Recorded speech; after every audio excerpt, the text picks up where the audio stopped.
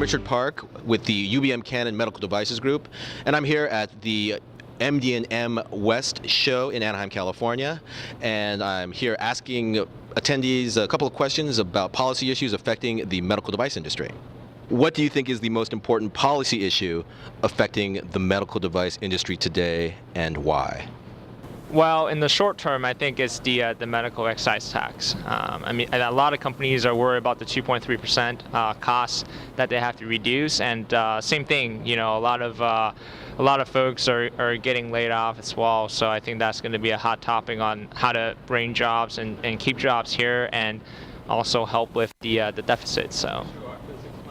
Well, certainly the way healthcare is going, the healthcare costs are rising out of control, and that needs to be stopped in some way. So while reform is required, I also get nervous when I hear about socialized medicine or really trying to have government controlled. So I do believe in small government. I do believe that privatization is appropriate, but there seems like there needs to be some delicate balance of regulation there as well.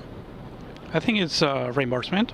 I think there's a lot of talking about reimbursement, but nobody is really tackling the problem as it is.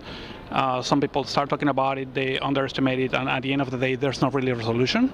So I think it's a political thing, and once again, I think reimbursement is the biggest one at this point in time. The major issue in medical device business, the major policy, has to do with the regulatory organizations, with the FDA and also CMS.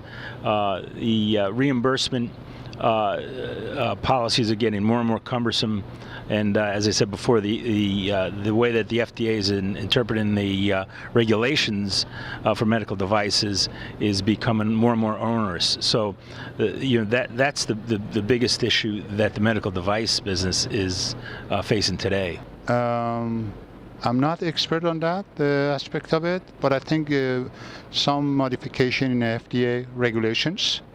That's where I'm a little bit familiar in terms of our product development, and if the modification is a friendly use, shorter time for the market, or 510K, and then other release to the market regulations, that would be very helpful.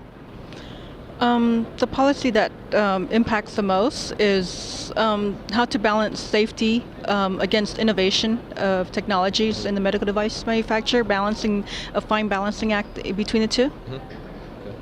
And why?